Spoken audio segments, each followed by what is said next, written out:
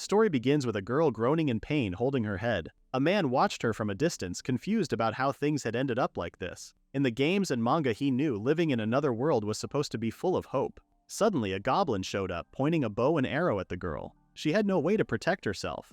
The man had expected to live a different life in this world, one where he had weak stats but powerful skills. He tried to warn the girl to watch out for the attack. He couldn't understand why everything felt like a nightmare. Earlier that night, the man had woken up after landing on something hard. He looked around and realized he was lying on top of a dead monster. He didn't know what else to do, so he quietly wished for its soul to rest in peace. His name was Hikaru Kajikawa, a 25-year-old office worker living an ordinary life. That day, he had stayed late at work and was driving home. He stopped to take a quick nap in his car, but when he woke up he found himself in a forest with no idea how he got there. Without warning, a monster attacked him. He quickly climbed a tree to escape but ended up falling. By accident, he killed the monster when he landed. Suddenly, a game-like screen popped up in front of Hikaru like something from a video game. It showed the dead monster's level, stats, and even its HP. At first, Hikaru was confused, but when he saw the monster was called a kobold and noticed the game-like screen, he realized this wasn't just a dream. The pain from his fall felt too real. That's when it hit him. He had been sent to another world. Hikaru stood there, frozen for a moment, then he slapped both of his cheeks to snap out of it. This wasn't the time to just stand around. The screen in front of him looked like a game status menu, and he thought he might be able to see his own stats if he could figure out how it worked. Right then, a large status screen appeared, showing all of Hikaru's information. But something was wrong. His job or class said error, and all of his stats were 0, except for his attack, which had a small +2. He didn't even have any skills. Everything was blank. Hikaru was shocked to see how low his stats were. He wondered why his status said normal, even though his HP was at 0. He joked to himself, asking if he had turned into a zombie. His head started to hurt just thinking about having no skills at all. Suddenly, he heard monsters howling nearby. Hikaru stopped complaining right away. He knew he had to get moving before more monsters showed up. Morning came quickly. Hikaru had been walking for a long time, but he hadn't seen any people or buildings. He was starting to feel thirsty and hungry. He looked around, hoping to find something he could eat. Suddenly, a status window appeared near a tree. Hikaru was surprised to see the tree full of fruits. The fruit was called Ifi fruit. It was rare and usually found in places where monsters lived. It had a sweet and sour taste and was full of nutrients. Eating a fresh one could slightly restore MP. It was high quality and safe to eat. Hikaru picked up a fruit that had fallen on the ground. He took a bite and thought it tasted amazing. The juice made him feel a little better. But then, something felt wrong. He covered his mouth as he started to feel sick. His body felt hot all over. He began to wonder if eating the fruit raw had been a bad idea. Another status window appeared. It said he had mana oversaturation. This meant his MP had gone over its limit. The only way to fix it was to use some of the mana. If he didn't, the extra mana could hurt his body and mind. Hikaru finally understood why he felt so hot. It was because of the extra mana. He got worried after reading that it could harm him if he didn't do something. But the problem was, he didn't know how to use mana. At that moment, another message showed up. It explained that when too much mana built up in the body, it would come out by throwing up. After reading that, Hikaru wondered if he could make the mana come out through his mouth. He took a deep breath and focused all the heat in his body toward his mouth. Then he breathed out, and tiny mana particles floated in the air. Right away, the heat and the sick feeling disappeared. Since the strange fruit caused all that trouble, Hikaru promised himself he wouldn't eat it again. But as he looked at the tree, he couldn't stop thinking about how good the fruit tasted. He quietly picked some more. Even though he had to spit out the mana, the fruit still made him feel full. Because of that, he picked a few extra fruits. They were too valuable to leave behind. While he was picking, he heard something moving nearby. It turned out to be a wild goblin. This goblin had better stats than Hikaru and even had skills and a weapon, but it was smaller than the kobold he fought earlier. Hikaru decided to use his size to hold the goblin down. Just then, another goblin showed up. Realizing he was outnumbered, Hikaru ran away. He knew he couldn't fight two of them at once. As he tried to escape, a third goblin appeared and blocked his path. He looked around and saw that he was surrounded. That's when he figured out that the goblins had planned to trap him all along. There was only one thing he could do.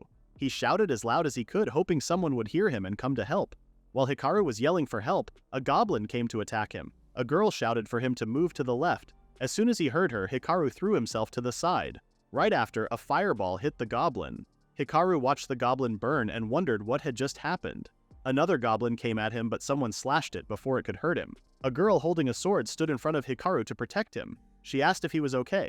Hikaru said he was fine, so the girl told him to stay back because it was too dangerous. Then she rushed toward the goblins alone. Even though there were many goblins, the girl beat them all with her sword. One goblin tried to sneak up behind her, but she noticed it quickly. A fireball shot from her hands and hit the goblin. She finished off the last one with her sword. Hikaru couldn't believe what he had just seen. He was amazed that the girl had defeated all the goblins by herself.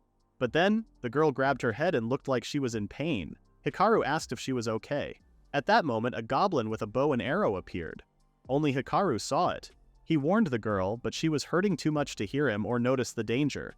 Hikaru didn't have a choice, so he acted on his own. He took one of the fruits from his bag and threw it at the goblin. Then he picked up a wooden club from one of the goblins on the ground and hit the goblin archer on the head. He wasn't sure if the goblin was down, but suddenly an arrow flew past his face.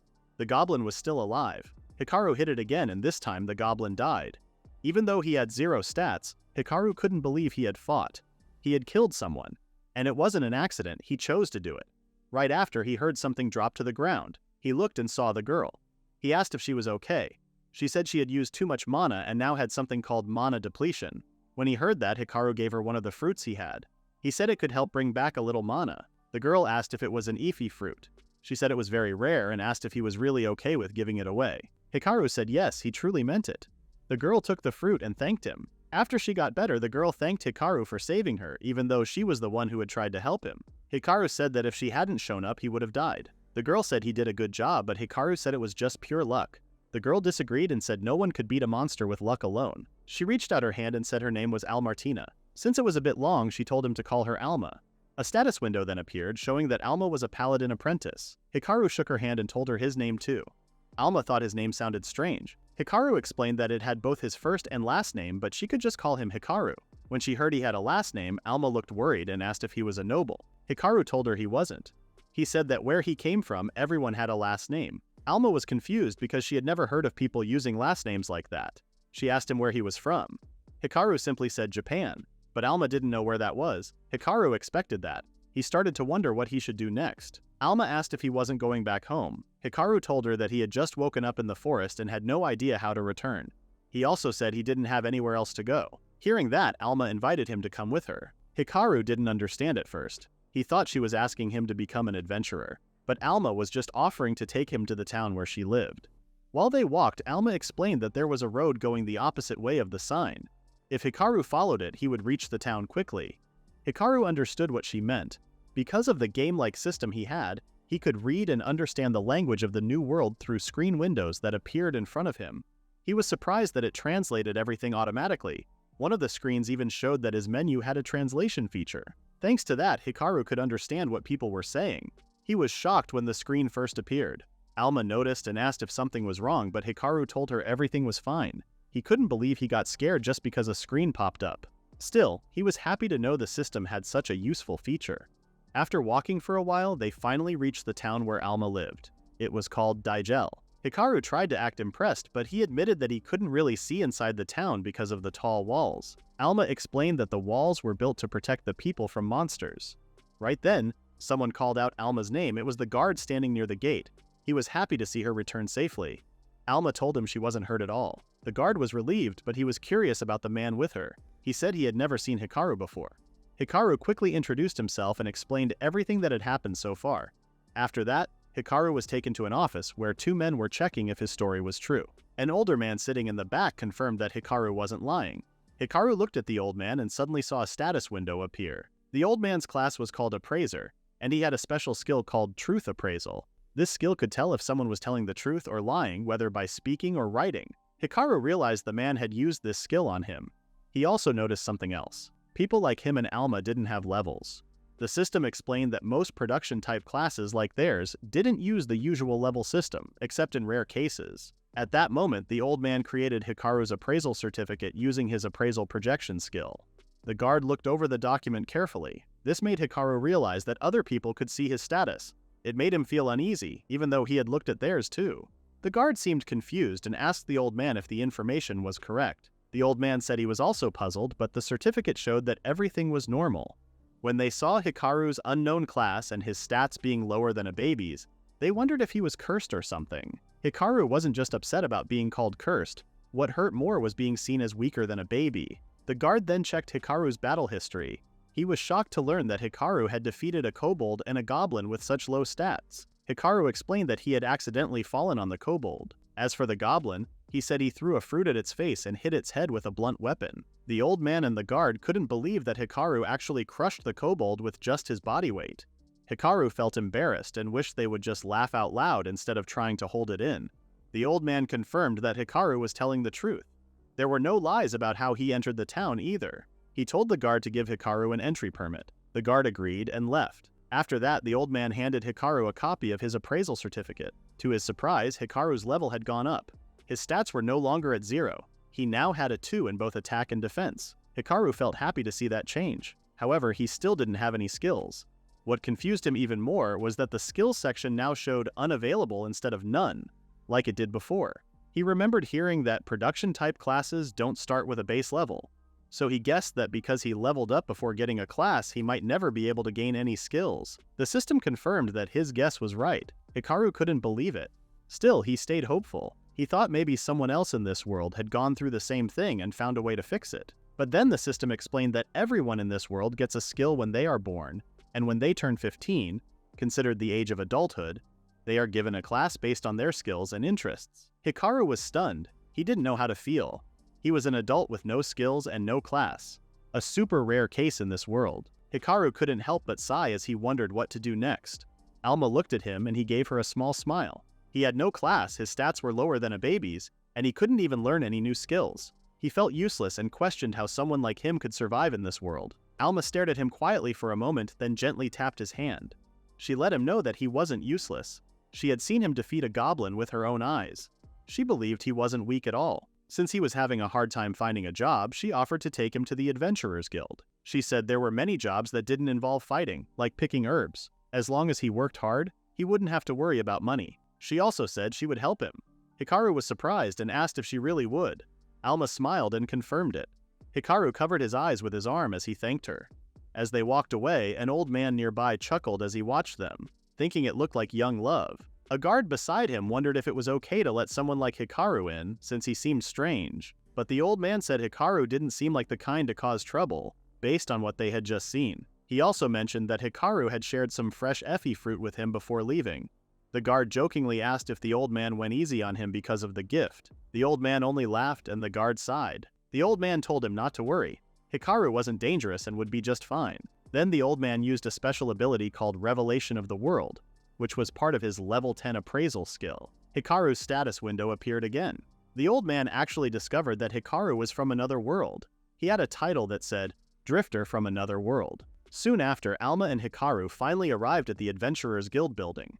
When Hikaru saw it, he was reminded again that he really was in a fantasy world. Inside, he saw many people. Some were standing in line at the reception desk, while others were gathered around a large board on the wall. Curious, he asked what it was. Alma explained that it was the quest board. She said she used to find beast hunting quests there and would then head into the forest. Hikaru quietly followed her while looking around the room. Alma walked up to the receptionist and asked her to confirm her return log. The receptionist checked the records and confirmed that the quest was complete.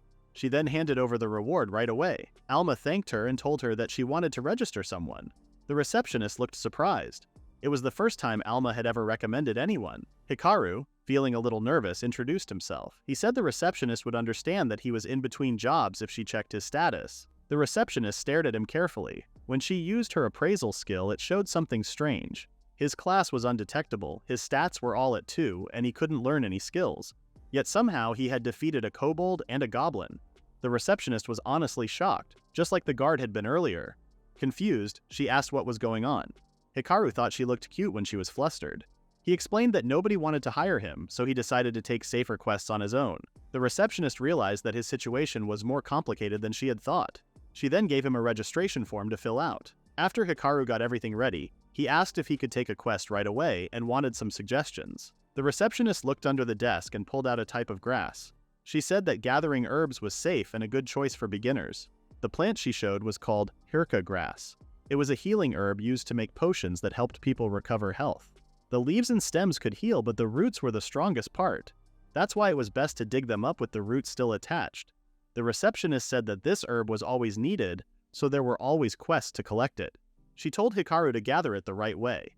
Hikaru noticed that she stressed the word properly, but her sample didn't even have the roots. Still, he agreed to take the quest, and the receptionist gave him his quest card. It was already getting dark outside. Alma asked where Hikaru planned to stay for the night.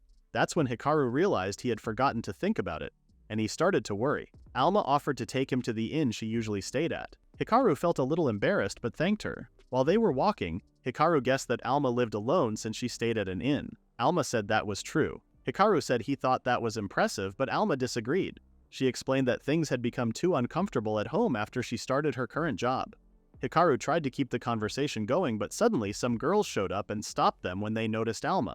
3 girls walked over. One of them, who had pigtails, said it was unusual to see Alma with a guy. At first, Hikaru thought they might be Alma's friends, but after seeing Alma's reaction, he started to think they weren't. The girl with pigtails made a rude comment asking if Alma was so desperate for money that she was selling herself.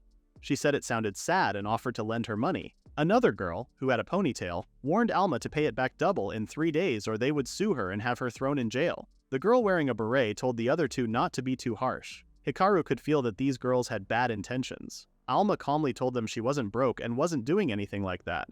She explained she was just helping Hikaru get to the inn where she was staying. The girls laughed and made fun of her, saying they couldn't believe she wasn't struggling when she kept staying at such a cheap place. The girl with pigtails added that the inn matched someone with a worthless half-class. Hikaru saw Alma clench her fist in anger. The girl with pigtails asked Alma if she planned to keep acting the same way forever, and told her not to be so stubborn. Hikaru stepped forward and said sorry for being a weak half-class. He said the girls were amazing for knowing how bad his status was just by looking at him and guessed they must be real adventurers. The girl with the ponytail asked angrily how the old man was doing. Hikaru proudly showed them his appraisal document. After reading it, the girls asked how he had even stayed alive this long. They said he didn't even deserve to be called a half-class. Hikaru pointed out that Alma still chose to help him. He said she wasn't just a human, she was like an angel, and asked if they agreed. The pigtail girl told him to stay away. She said Alma didn't seem careful about who she helped. Then she turned around and walked away. The ponytail girl followed her. The girl wearing a beret told Hikaru to do his best. That made him feel even worse. He was still feeling down until Alma called his name, snapping him out of it. Hikaru apologized for saying strange things and said he could stay away from her if she wanted. Alma also said sorry. She realized that Hikaru had shown his status just for her, and thought he probably didn't want anyone else to see it. Hikaru agreed. He wasn't excited about showing it, but he remembered how Alma had helped him. He said he'd rather deal with this than fight a group of goblins alone again. Alma apologized again, but Hikaru told her it was okay. That helped her feel a bit better, and she thanked him. He told her not to worry about it. Then he asked her to take the lead to the inn because he was tired from walking all day. Alma nodded and told him to follow her. While following Alma, Hikaru felt like he had just added something new to his list of embarrassing moments. Still, he was glad he could help her. He remembered how some girls earlier had called Alma's inn shabby and said it matched a half-class. But Hikaru still didn't understand what half-class meant. He also remembered how strong Alma looked during the day. Then out of nowhere, a status window popped up. It explained that Alma was an apprentice paladin, a class for people who used both sword skills and magic attacks. It was a mix between an apprentice swordsman and an apprentice mage. But there was a downside. This class didn't gain as many stats when leveling up, and its skills improved more slowly compared to other beginner classes. Hikaru figured out that Alma was like a jack-of-all-trades. That's when he finally understood why people called her a half-class. He then opened the extended explanation. It said that once Alma reached level 10, she could choose to change into either a full swordsman or a full mage. After changing jobs, her growth speed would match the other classes. But there was a catch. If she picked swordsman, she would lose all her magic skills. If she picked mage, she would lose all her sword skills. Hikaru was surprised when he read the information. He finally understood why Alma's class was seen as bad. For him, it wasn't a big problem. After seeing how she was treated poorly in public, he wanted to help her in any way he could. Then he saw something else in the extra explanation. There was a hidden third job change option for Alma. Unlike the others, this one didn't make her lose all her skills. But there were no details about it because no one in that world had ever met the requirements to unlock it. Hikaru learned for the first time that changing jobs had conditions. The system gave an example. To become a swordsman, a person had to learn the swordsmanship skill and reach base level 10. Hikaru realized that a person needed to have the skill related to the job they wanted and also reach a certain level. He thought that if Alma could unlock this third job, people might stop calling her a half-class. He was curious about the requirements, but even the system didn't know what they were. Still, Hikaru expected that not everything could be explained. Even so, he still hoped he could find a way to help Alma. On the way to the inn, Hikaru bought some food. Later at the inn, he realized he had bought it on impulse, just because he wanted to try food from another world. But the food in this world was very expensive. 2 sandwiches cost the same as staying one night at the inn. 1,000 entry yen was the money used in this world. The system explained that the food was made by people who had the cooking skill. It was considered a luxury for those who fought in battles, so the price was high. Since the inn had a kitchen that guests could use for free, Hikaru decided he would cook for himself starting the next day. Then he wondered what Alma would eat, since he hadn't seen her buy anything. Alma said she had stored meat and bread. She prepared them and then pointed at the firewood. When she said flash, the wood caught fire. Hikaru heard a sound from the ring on Alma's finger, like a lighter clicking. He asked what it was. Alma said it was a ring that let people use simple magic for daily life. The inn also provided it as a free amenity so he could use it too. A status window appeared. It explained that the ring was called the Ring of Daily Magic. It allowed the user to cast spells like Ignite, Water Stream, and Dry Wind. These spells were helpful for daily tasks. The ring didn't need any magic skill to use and only used 1 MP each time. Hikaru thought it was amazing. Even he could use magic with that ring. Then the system said the ring was worth 100,000 yen. Hikaru thought that was way too expensive, just when he started to think it would be super useful to have magic anytime. But Hikaru's thoughts were cut off when he smelled something burning. It turned out Alma had burned her meat. She said everything was fine, but the meat was clearly overcooked. Worried, Hikaru asked if she might not be good at cooking. That was when Hikaru learned that people with combat classes couldn't cook well. Alma explained that the most they could do was cut and grill ingredients, but even then they often burned the food. Hikaru finally understood why Alma looked confused when they were shopping for ingredients. The system then explained that just like people with production classes couldn't learn combat skills, most people with combat classes couldn't learn skills related to cooking or crafting, though there were some rare exceptions. That's when Hikaru truly understood what it meant to have a job based on your skills. He watched silently as Alma ate her burned meal. He thought that if every meal was going to be like that, it would get depressing pretty quickly. She even refused his offer to switch jobs. Then Hikaru came up with an idea. He decided he would try it the next day when they went on a quest together. The next day, while Alma was hunting monsters called glass rats as her quest, Hikaru was busy picking herbs. He noticed that Alma looked really strong. As he kept watching, he saw her sword shine with light and cut down several monsters at once. Hikaru was surprised to see the sword glow. As he continued collecting herbs, Alma suddenly warned him not to go any farther. Hikaru didn't understand why. Alma then explained that the soil around them became weaker when too much hirka grass was picked. She said it would also take a long time for the herbs to grow back. She reminded him not to take too many herbs from one place. Hikaru got what she meant, but it was already too late. There were only a few herbs left. Alma, looking worried, said it would probably still be okay. After that, Alma noticed they were in a good spot to rest, and Hikaru agreed. Before Alma could bring out her usual hard bread, Hikaru asked her to wait. He said he wanted her to try something he made for lunch. Alma was confused. Hikaru showed her a ginger pork rice burger. Alma said she had never seen food like that before and asked if he really made it. Then she remembered that Hikaru didn't have any cooking skills. Hikaru explained that he used to live alone, so he learned to cook for himself. He gave her one of the burgers.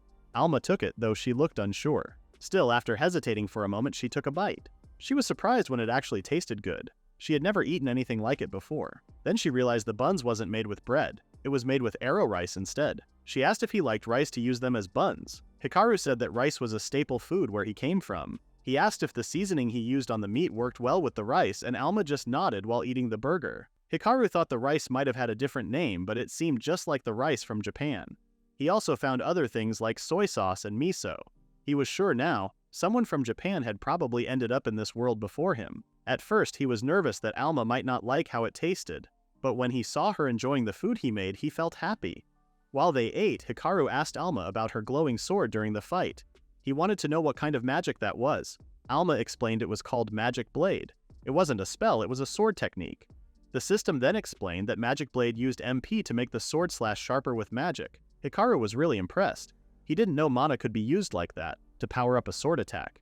He told Alma she was pretty amazing for being able to do that. Alma went quiet for a moment, then looked down and said it wasn't amazing at all. She said she felt stuck in the middle. Her current job was apprentice paladin, and one day she would have to choose between sword or magic. Her class didn't stand out much. She said it was a good fit for someone like her, someone who couldn't decide between using a sword or using spells. Hikaru shouted loudly that it wasn't true. He said Alma wasn't a weak half-class. He reminded her that she was strong with both magic and a sword. He said he believed there was a reason her class allowed her to use both. He also remembered that there was a third choice during her job change.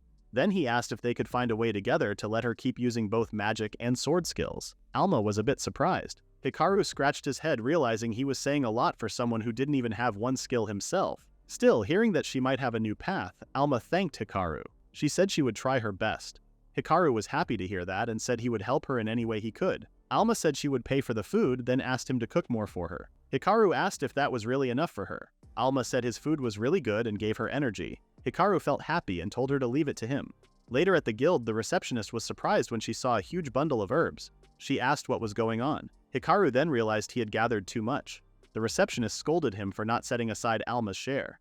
Hikaru was confused and said that all the herbs were his. The receptionist looked puzzled and turned to Alma to confirm. Alma just nodded quietly. The receptionist couldn't believe Hikaru had gathered that many herbs on his own. She called him crazy and scolded him again, this time for not thinking about the person who had to sort and check all the herbs. Hikaru simply apologized. After she finished checking all the herbs, the receptionist gave him a tired look every time he came back to take another herb-gathering job. But in the end, Hikaru had to earn a living somehow. During their next meal, Alma enjoyed the food that Hikaru had cooked. After finishing her bowl, she thanked him. Hikaru cleaned the bowls using his ring and tried to use a magic spell called rinse, but only a few drops of water came out from his finger. Alma noticed and asked what was wrong. Hikaru said he might have used up all of his mana already. Alma offered to take care of the dishes and told him to go back to his room. Hikaru tried to help, but Alma shook her head. She told him not to push himself when he was out of mana. Hikaru remembered that in this world, if someone used up all their mana, they would enter a state called mana depletion. If no one gave them more mana, they might not wake up for 1 to several days. But even though Hikaru had used all his mana, he could still move around. He guessed it was because he came from another world. Alma was really surprised that he had run out of mana. Still, she said the meal he made was really good, so she asked him to at least let her do the cleanup. Hikaru had no choice but to agree and thanked her. Later, while resting in his room, Hikaru felt happy that he could now use basic magic because of the ring. But his mana was still very low. He had been working hard to raise his max MP by using all his mana until it ran out. When he went through mana depletion and recovered, his max MP slowly increased. He wondered if there was another way to make his mana grow faster. At that moment, the system showed something called mana overload. This happened when someone had more mana than their maximum limit. The extra mana would be used up until it dropped back below the max. This strange condition only happened in that situation. To fix it, a person just had to lower their current mana. Hikaru realized that if he could enter this mana overload state, he might be able to use more mana than his limit, and if he used up the extra mana quickly, maybe it wouldn't cause any harm. But the system didn't recommend doing that. Hikaru asked why. The system explained that depending on how much extra mana was in the body, the worst-case result could be death. His body might completely break apart. Hikaru understood how dangerous that was, and admitted that it wasn't a good idea after all. The system agreed that he made the right choice. Even so, Hikaru still thought the idea was interesting. He remembered that once he had released extra mana before, without using any skills or tools. Thinking back, the way the mana moved when he used the magic ring felt similar to that moment. Suddenly, he realized something and got out of bed. He checked his mana and saw that he had already recovered 1 MP. With a shaking hand and without using the ring, he quietly said, "Ignite." A small flame appeared at his fingertip. Hikaru stared in silence as the flame faded after a few seconds. He had done it. He used magic without the ring. He called himself amazing, and said that maybe becoming a wizard wasn't just a dream anymore. However, Hikaru was surprised that he could use magic so easily. He wondered if people without magic-related skills could normally do something like this. The system explained that mana in this world worked like fuel. It was used for skills, everyday magic, and other things. Controlling mana directly without tools was very hard, so most people didn't even try to use magic without the help of skills. Hikaru learned that when someone had a skill, the mana would activate automatically. But since he had no skills, he had to do everything by himself. Still, if he could manage it, then maybe he really could use magic and even fight. The next morning, he felt a bit guilty for spending too much on a breastplate and a sword. He had gotten carried away, but thanks to that, he found out that the +2 and other numbers in his stats came from his gear. His breastplate gave him +15 defense, and his sword added +30 to his attack. He went to the training ground and felt relieved that no one else was there. He wanted to test his magic right away. He pictured a lighter in his mind and a small flame appeared on his fingertip. He then threw it like a fireball. But once it left his hand, it became much harder to control. Suddenly, he realized something.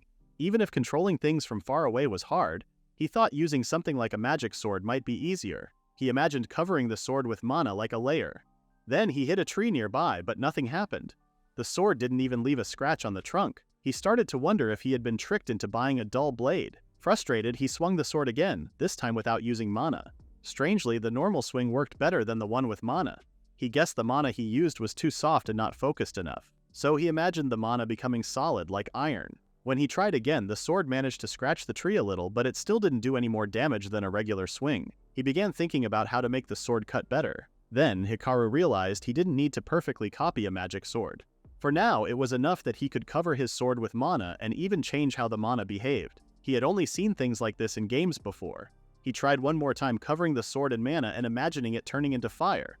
This time the sword gave off a small flame when he swung it. He was proud and called it the fire sword. But the fire was weak and didn't do much, more of a distraction than a real attack. Just then, someone spoke up behind him. Hikaru turned and was surprised to see Alma standing there.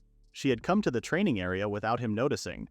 Instead of answering his question, she pointed out how she had never seen anything like what he just did. When he asked what she meant, she said it was the burning sword. She wanted to know how he did it and held his hands, asking him to teach her. Hikaru was surprised when Alma asked if he could teach her the flaming sword trick he showed earlier. She wanted to know if it was a skill and what kind of magic he used. Hikaru reminded her that he couldn't learn new skills anymore. He said it was more like he just messed around with his mana and somehow it worked. Alma was shocked to hear that. Hikaru explained that the flaming sword was mostly just for show and didn't really have much power. He didn't think it was good for real fighting. But Alma didn't care as she still wanted to learn it. Hikaru felt a bit embarrassed and told her to lift her head. Then he agreed to teach her. Alma was happy to hear his answer. Hikaru started to explain that the flaming sword was a type of magic sword, but it needed some setup before using it. Alma guessed that he was talking about controlling mana directly. Hikaru said she was right and told her it was time for special training. First, he told her to try and feel the flow of mana inside her body. Alma looked ready and focused. Hikaru then began to explain how the process worked. A few hours later, Hikaru was finally able to make his sword float around him like it was alive. But as he expected, he started losing control when the sword moved too far away from him. Meanwhile, he noticed that Alma was getting better at using mana. So, he told her it was time to move on to the next step. He wanted her to try using magic without relying on any skills. This confused Alma. Hikaru explained that both the magic sword and her flame magic, ignition, were based on the same basic idea. But no matter how he tried to explain it, Alma didn't understand. So instead of talking, Hikaru decided to show her. He placed a bottle of oil and some firewood on the ground. He explained that the oil was like mana, something that could catch fire, and the firewood was like the sword. He asked Alma to cover the sword with mana, then handed her the firewood and told her to hold it like a sword. Once she was ready, Hikaru struck 2 stones together to create a spark, just like starting a fire. The firewood suddenly caught fire. Alma was surprised. It looked just like the flaming sword. She could tell that the materials were different, but the basic idea behind them was the same. Hikaru told her that her flame magic, ignition, was really just her copying this process but doing it all with mana. He encouraged her to try it for herself and suggested aiming at an open space. Alma held out her hand and started releasing mana. But Hikaru got worried when he saw how much she was using. Then she raised her other hand and made a spark. Hikaru tried to stop her, but he was too late. A burst of fire shot out from Alma's hand, roaring like a powerful attack from a game. Hikaru shouted for her to stop, but she wasn't listening. She was also panicking, so he quickly acted. He imagined a kind of mana that couldn't catch fire and sent it into Alma through her hand. To his surprise, it worked. The flame stopped right away. He felt relieved that nothing around them burned. He was about to warn Alma to use less mana next time, but before he could say anything, she collapsed and fell unconscious. The system confirmed that Alma had only passed out because she used up all her mana. Since someone with no mana could wake up if given some from another person, Hikaru decided to try it. He focused and slowly passed some of his mana into Alma. After a moment, she opened her eyes, though she only had a little mana back. She remembered the fire she created. Hikaru told her not to worry since it was already gone, and nothing was seriously damaged. Still, he was surprised by how much mana she had used. He admitted he never expected her to have that much power. The strength of her magic still shocked him. Hearing that, Alma smiled.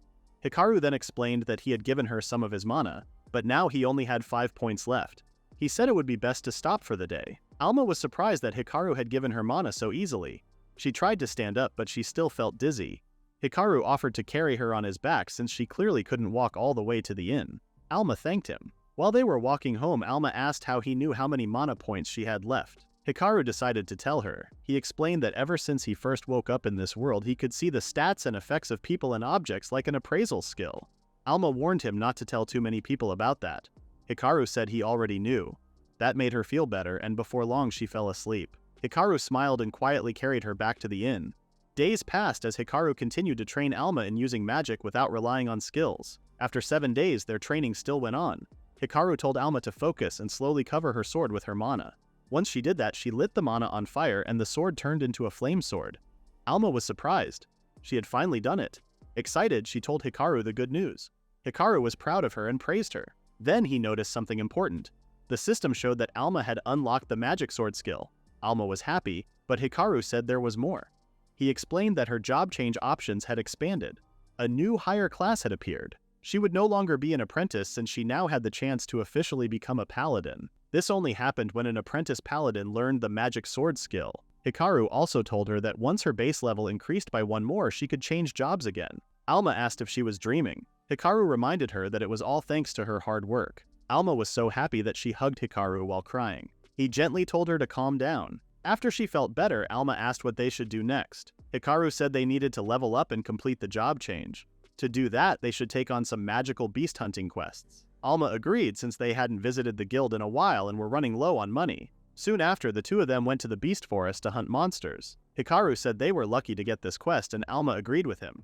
Hikaru thought her magic sword skill was amazing, but he also noticed something strange. Alma's version of the skill was even stronger than expected, and even she was surprised by how powerful it was. A magic sword was made by adding mana and a magic element to a regular sword. With Alma's flame sword, half of her intelligence stat was added to her attack power when the skill was active. In comparison, Hikaru's own version of the magic sword was weak and didn't come close to hers.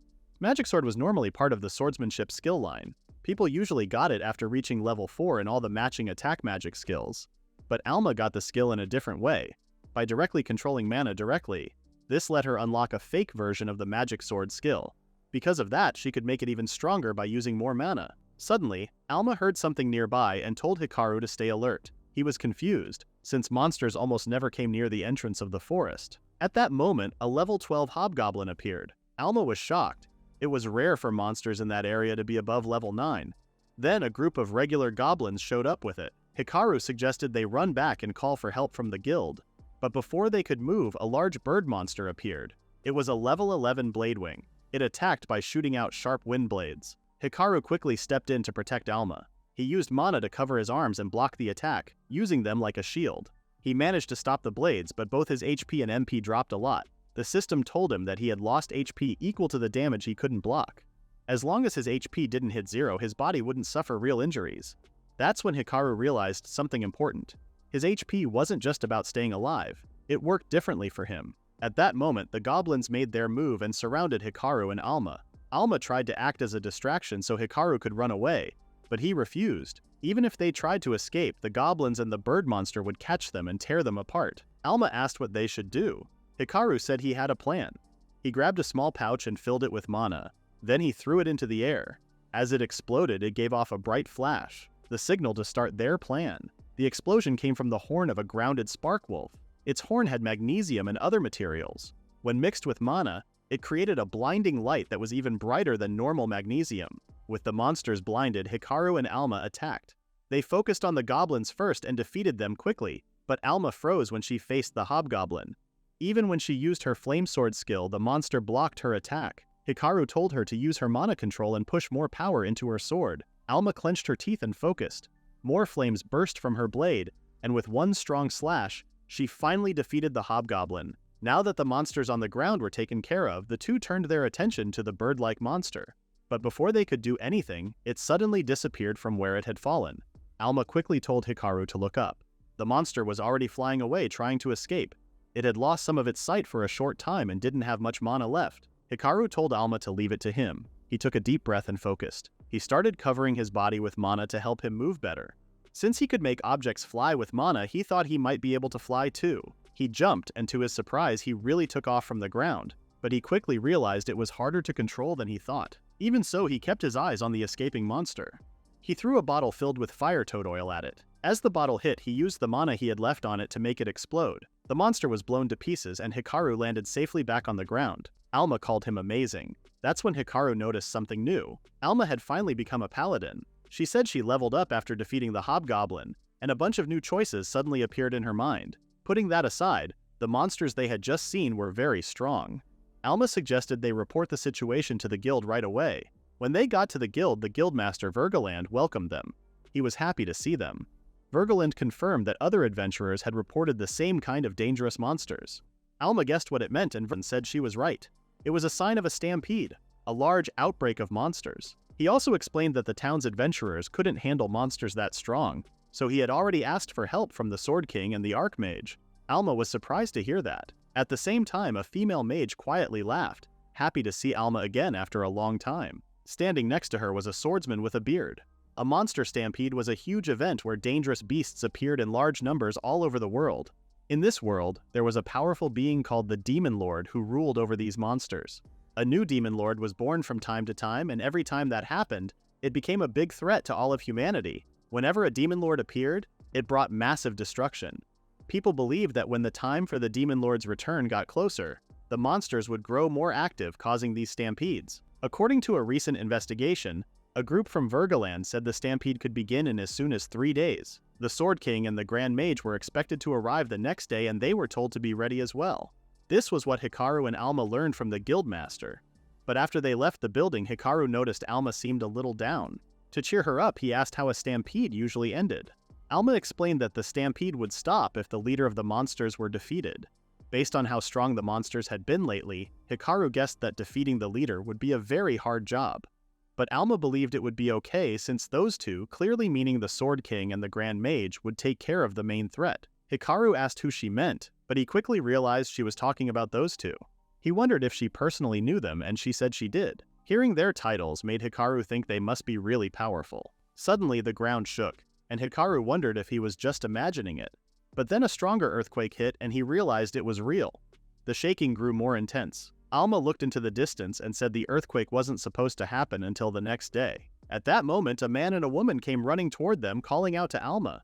They were her parents. They hugged her tightly, clearly happy to see her again. Her mother asked if she had been eating well, and her father said she had grown into a fine young woman. Alma pushed them away and complained about how loud they were.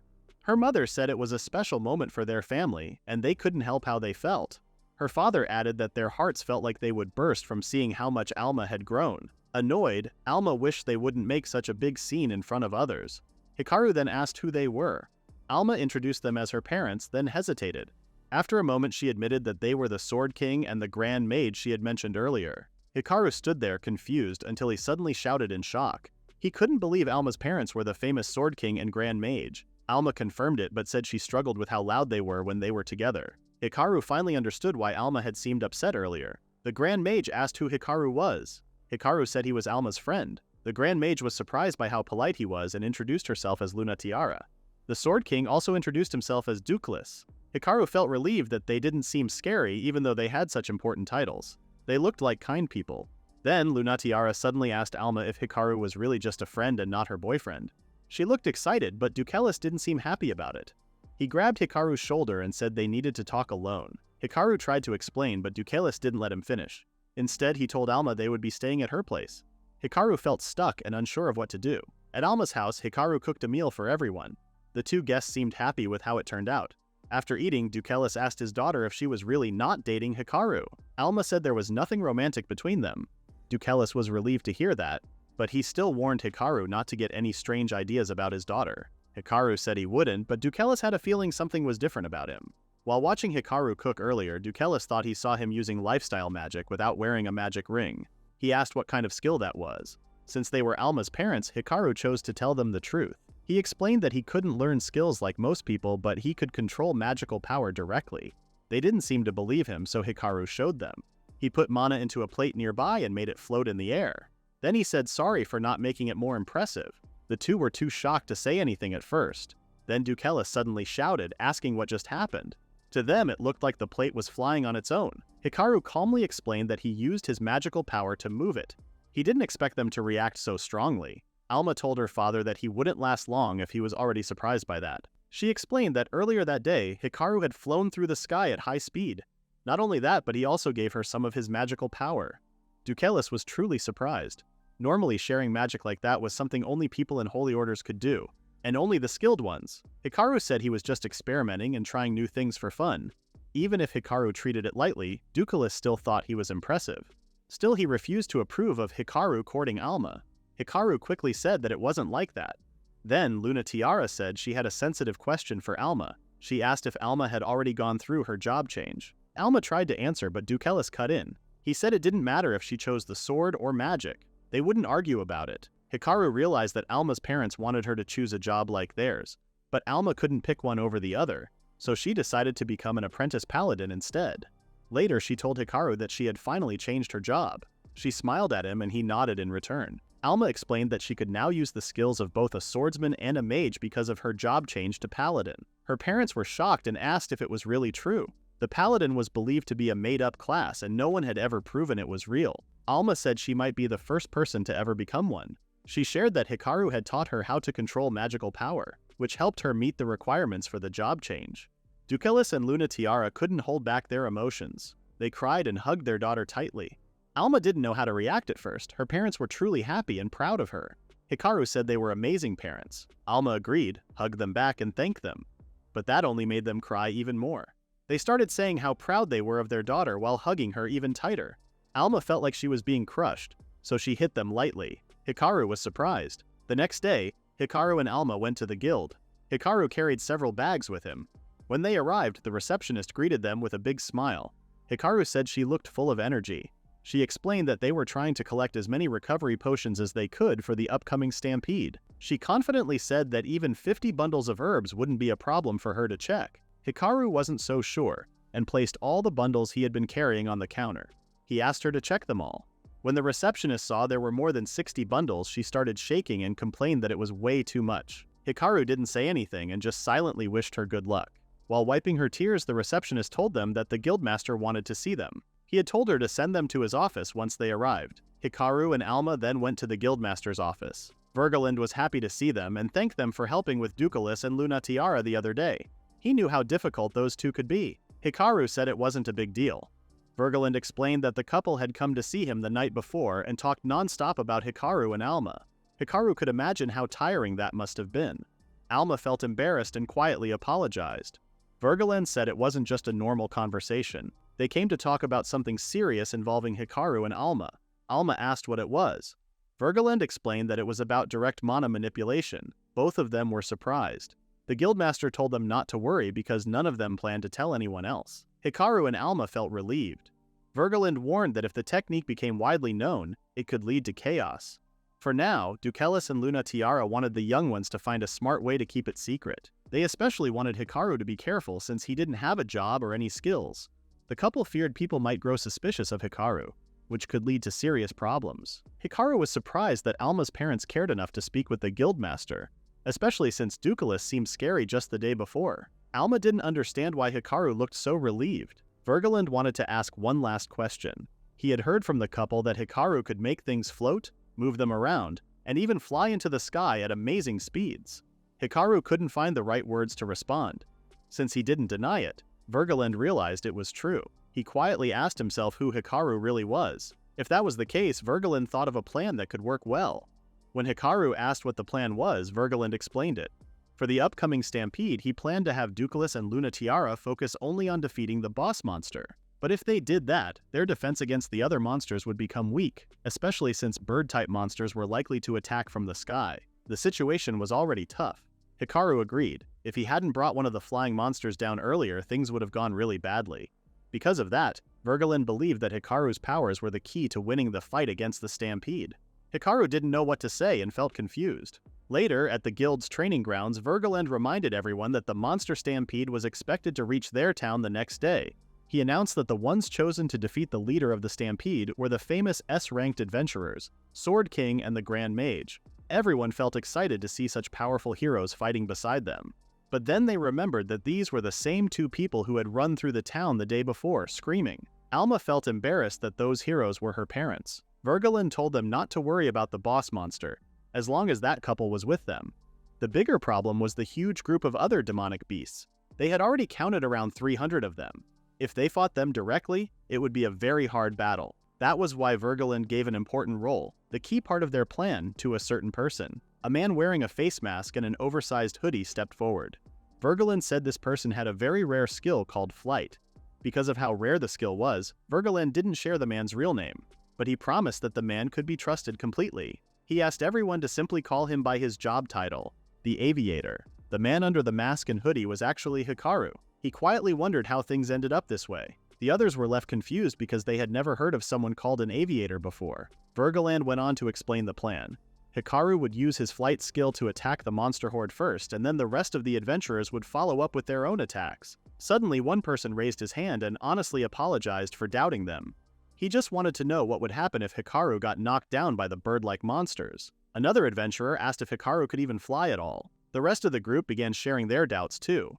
They said they had never heard of a flight skill, even though the guildmaster himself mentioned it. One person even shouted that they couldn't trust a masked stranger who showed up out of nowhere. Hikaru couldn't really blame them. He knew himself how he looked suspicious. Vergaland let out a sigh and realized that people needed to see things for themselves to believe them.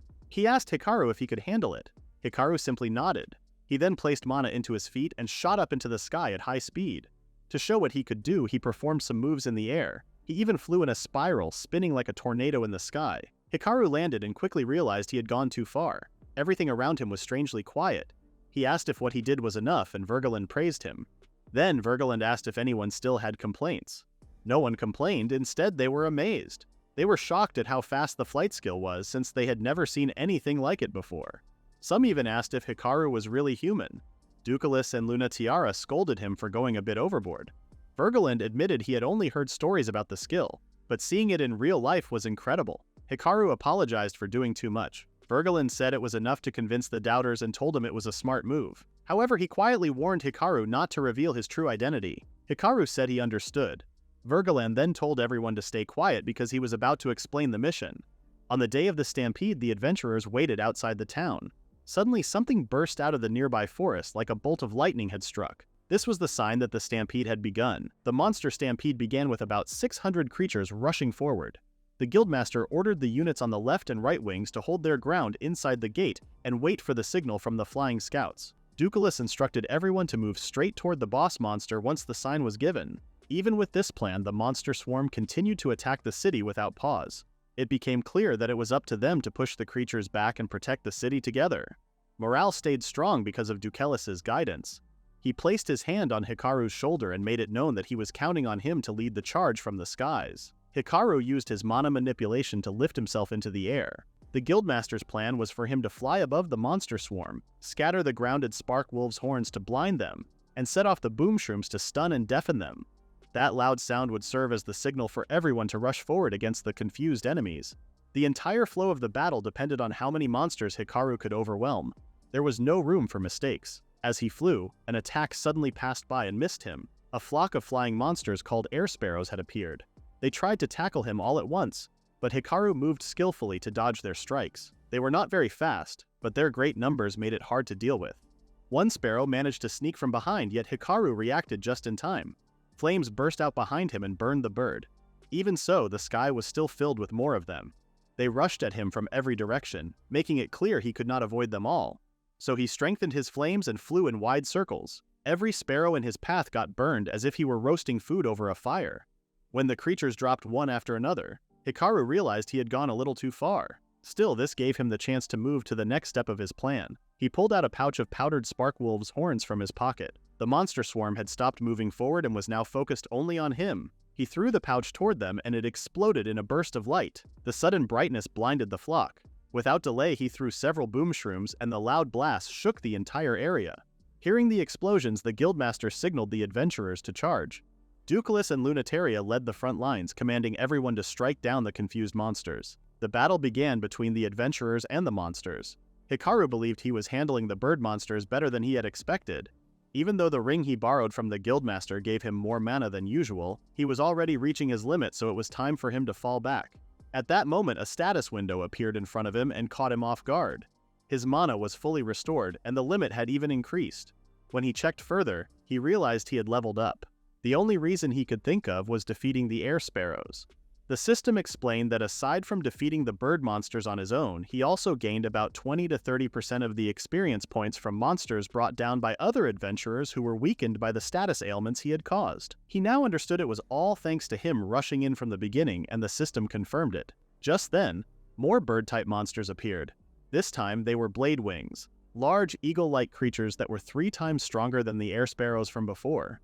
It worked well that most of them were focused on Hikaru. One of the giant eagles rushed at him, but Hikaru quickly flew upward and avoided the strike.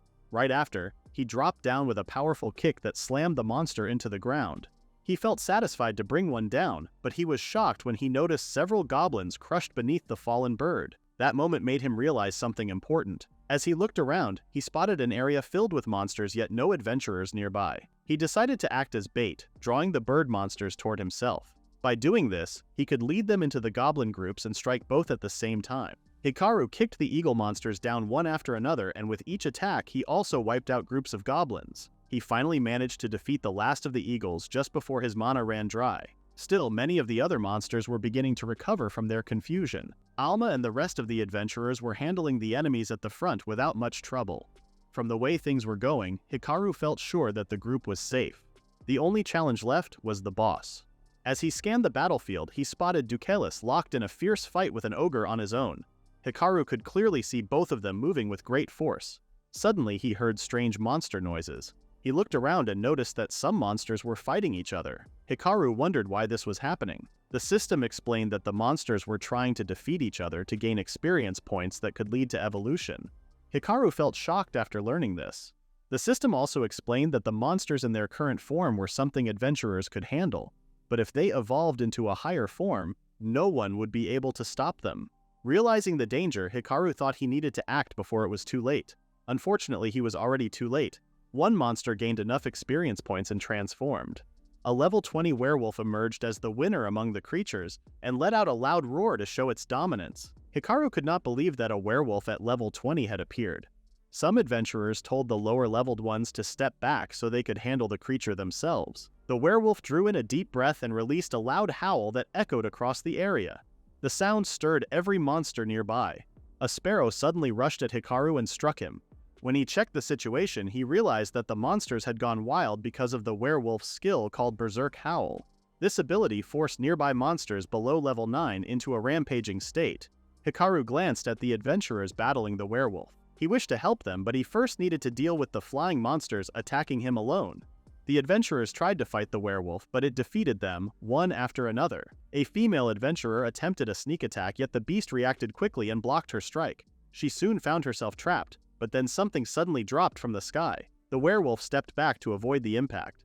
Hikaru arrived, apologizing for his delay and ready to give support. The girl, however, urged him to take care of the wounded first. He carried one of the injured away and noticed how cautious the werewolf had become.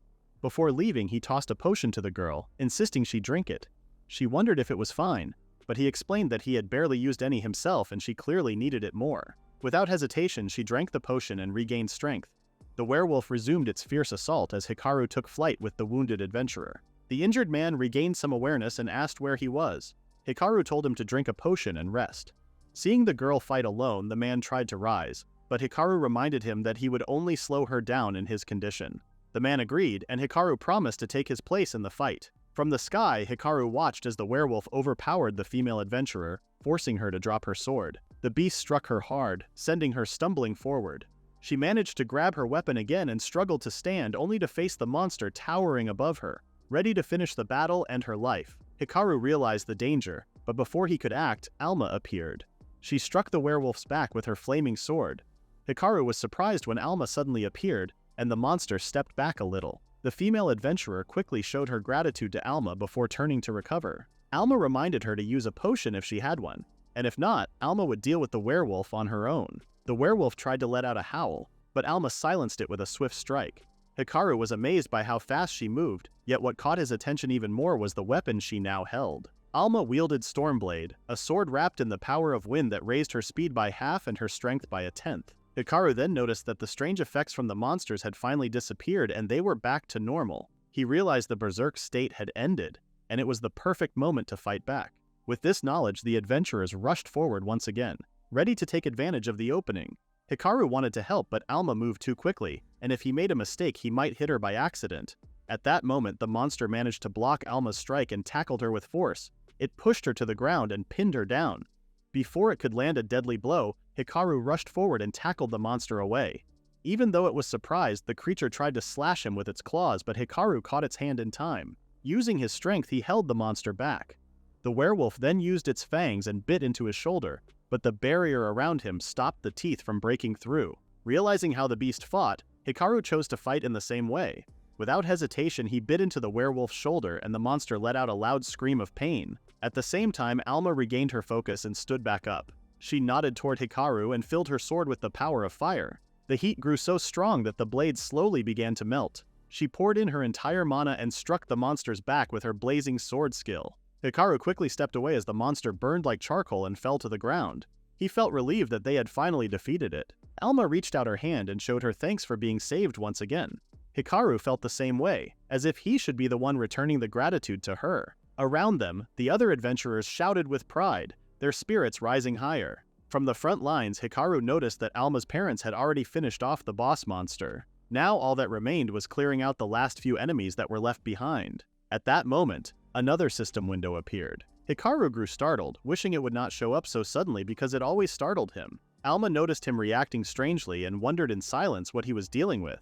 The system then announced that the update was finished and that Hikaru had unlocked the item screen after reaching base level 10. Still confused, Hikaru tried to understand what the update truly meant. Before Hikaru could explore the system more about the new feature, the female adventurer from earlier called him and Alma. She invited them to have some drinks after clearing the last monsters as thanks for their help. Hikaru did not know what to say at first, but later joined the celebration a few hours after.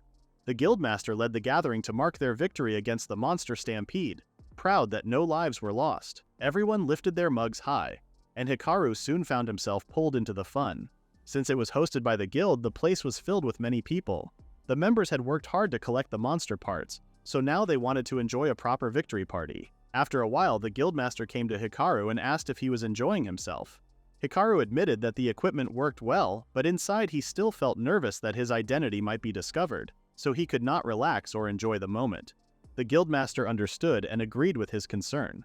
The mask of illusion that he gave Hikaru carried a strong effect, hiding the wearer from anyone below a certain level. Even so, Hikaru chose to head home before he could be caught in more trouble. Before leaving, the guildmaster reminded him to return the equipment to his office. Before he left, Hikaru thought about meeting Alma first, yet he saw her with the same bullies who had troubled her before, and this time they were smiling around her. Hikaru decided it was fine to leave her and head home. As he walked back, he recalled the update on the status screen earlier. The system confirmed that new features had been unlocked. One of them was called the item screen. This feature allowed him to move items in and out of the status screen whenever he wanted. The idea surprised him, and he wondered if it worked like the item boxes and inventories from games. The system confirmed that it did. Hikaru thought it was amazing, but he also remembered how features like this usually came with limits or problems that could be disappointing. The system explained that he could only store non-living items, though what could be stored might change over time. It also confirmed that the storage had no limit. Hikaru felt relieved when he read that. He wished he had been able to use it earlier during the stampede. Feeling exhausted, he let out a sigh and thought about how tired he was. Suddenly, someone praised Hikaru for his hard work. He felt startled when Alma appeared so suddenly. She had come from the celebration party, where many people had asked her about the magic sword, and even invited her to join their groups. She admitted that all the attention had felt more tiring than the battle itself. Hikaru felt glad that many wanted her in their parties, but Alma turned down every invitation. She believed it was fine, even though it reminded her of the days when she was an apprentice paladin. Back then, people saw her as useless and even drove her away. Some even tried to force her into their groups, but Fiflila grew angry and chased them off. Hikaru then remembered the girl with ponytails he had met on the day he joined the guild, and realized Alma was speaking of her old bully. Alma explained that even Fiflila had once tried to recruit her. At first, Hikaru thought Fiflila had only chased others away to claim Alma for herself, but Alma disagreed. She believed Fiflila had been reaching out even before then. Deep inside, Alma knew Fiflila was truly kind. Alma admitted that she had only been stubborn and kept shutting herself away. What looked like harshness from Fiflila had actually been her own way of showing kindness. Hikaru finally understood that Fiflila had acted like a tsundere. Alma, however, still refused to join that group. Instead, she revealed that what she wanted most was to form a party with Hikaru. Before Alma met Hikaru, she said her life had little joy and she rarely got what she wanted. People often told her that her job was not respected and that she only did poor tasks. She felt small and worthless. Even when she tried her hardest, nothing seemed to work, and she began to believe she was useless. But everything changed when she met Hikaru. From that day on, her days became full of fun. She finally enjoyed good meals and training no longer felt difficult. She threw herself into it with energy. Because of this, she decided to officially invite Hikaru to join her party. Hikaru admitted he did not know much about the rules and feared he might cause problems. Alma assured him it was fine since he had already helped her in many ways, and now she wanted to return the favor. Hikaru accepted and looked forward to being part of the team. Alma gave him her deepest thanks. From the side, Alma's parents watched with tears in their eyes. They felt happy for their daughter. Alma was startled when she realized they had been watching. Undeterred revealed they had seen everything since the moment Alma invited Hikaru. Alma felt relieved it was him. Dukelis admitted he was still unsure but agreed that Hikaru was far better than the people who once looked down on their daughter. Lunataria asked Hikaru to take care of Alma, and he promised that he would. Dukelis then gripped Hikaru's shoulders and gave a stern warning about the cost if he ever hurt their daughter. Shaken, Hikaru said he understood. Just then he remembered that the couple should have been the guests of honor at the celebration, yet they were outside instead. They explained that wherever their daughter was, that would be the place for them to celebrate. The younger ones found this hard to believe. Dukelis mentioned that they did not dislike being with other adventurers, but they preferred to spend such a moment with their daughter. Since they had left the troublesome duties to the guildmaster, they believed there would be no problem. Hikaru, however, felt sorry for the guildmaster. After that, Hikaru invited them to celebrate the victory and the forming of their party back at the inn. Alma thought he might be tired, so she offered to buy the food herself, but Hikaru said he would cook. He had already gathered ingredients to make katsudon. He explained that katsudon was a dish made of fried food placed on top of rice. The word katsu could mean both cutlet and win. So many believed eating it before a battle brought luck. He once considered having it for breakfast before the fight, but it felt too heavy to eat that early, so he dropped the idea. Since they won the battle, Alma then playfully thought of calling it Windon, which made Hikaru laugh. He corrected her that it was indeed katsudon, and agreed that changing the name based on the outcome would be amusing. Alma turned red with embarrassment. Lunataria said it had been her first time hearing about such a dish. She thought the food Hikaru made was always different, so it became interesting for her to learn something new from him. Hikaru grew confused and wondered if she belonged to a combat class. From what he remembered, combat classes could not cook. That was when Lunataria realized Hikaru did not know about gift skills. She explained that when a combat job reached the base level of 50, the person could gain one skill of their choice, whether it was related to fighting or making things. It served as a reward for working hard, and it was called the gift skill. Hikaru then thought that this system might reduce the value of production classes with low base levels. Alma pointed out that most combat classes stayed at a base level of around 40 because of age and experience, so very few people ever received gift skills. Lunataria remembered joining many monster stampedes when she was younger. Dukelis added that they had once taken down a dragon, saying it had been the best way to gather experience points. Hikaru felt shocked after hearing that. In contrast, Alma became excited and wanted them to do their best to grow stronger, even urging them to go out and defeat dozens of goblins together. Hikaru had no choice but to cry out in frustration. At that moment, he finally realized Alma truly was the daughter of the heroes.